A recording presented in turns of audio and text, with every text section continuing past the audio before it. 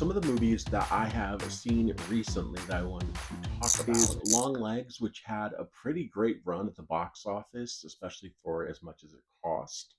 And I was really intrigued by this. I almost went to go see it in the theater, but like I said before, I had this little run of time where I just did not have any time to get to the theater. So I missed it there, but I did check it out. And there's a lot of interesting stuff going on. This kind of reminds me a little bit of the director's previous film. Oz Perkins is the director, and that is Gretel and Hansel. That is a movie that I thought looked amazing, but felt a little thin as far as story goes for me, so I didn't enjoy it as much as I really hoped. But because I love the look of it, I mean, the look of Gretel and Hansel is fantastic. A little bit of that is going on here. I love the 1970s vibes. I love Zodiac, just 70s, old 70s thrillers, which Zodiac is kind of based on. So that really drew me in. And I really liked the acting here. I thought a lot of the acting choices made sense. I think the Nick Cage of it all is maybe a little bit of a wild factor. I like Nick Cage. I think there are times when he really works within the context of something, and sometimes when he doesn't work so well. Some of the acting here and the visualization of it is maybe a little borderline for me, but overall, I really liked the function that Nick Cage's character had in the story. Alicia Witt, of course, also had a really great performance in this. So I liked it. I didn't love it. Then there is Borderlands. I didn't know what to think of this movie.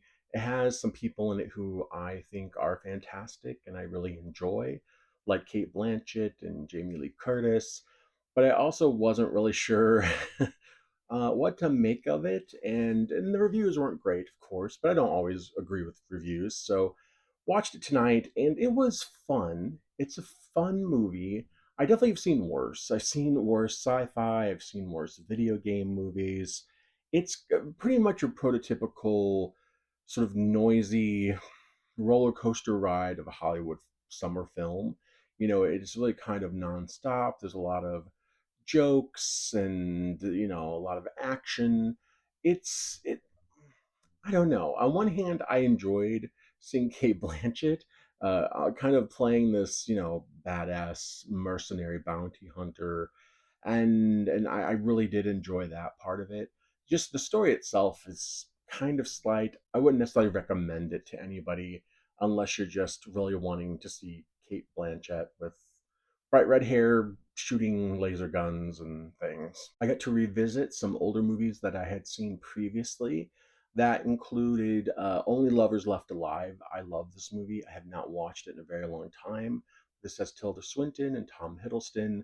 They're vampires. They're directed by Jim Jarmusch. It is elegant and interesting, kind of like a hangout movie, essentially, but with vampires.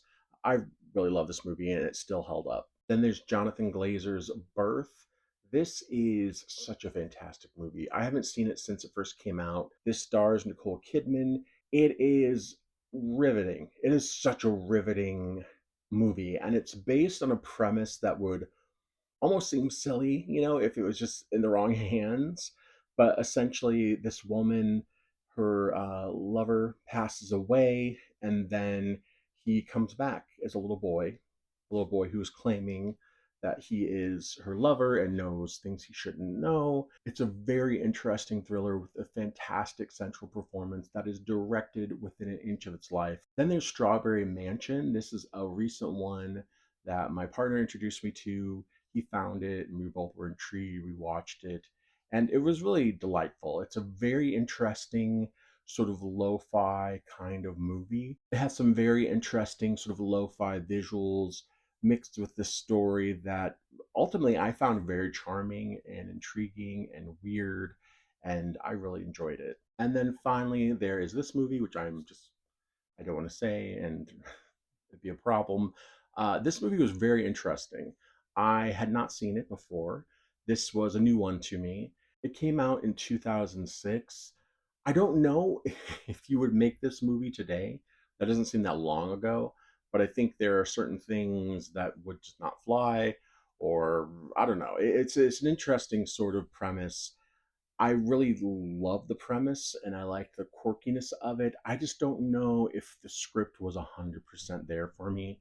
I felt like it was missing something. I just wanted a little more out of it, but I still appreciated it for what it was. I feel like if you were a certain age, like the age of the people in the film, or a little younger when the movie came out, I can really see how this would be kind of a movie that became a cult favorite and really leave an impression on you.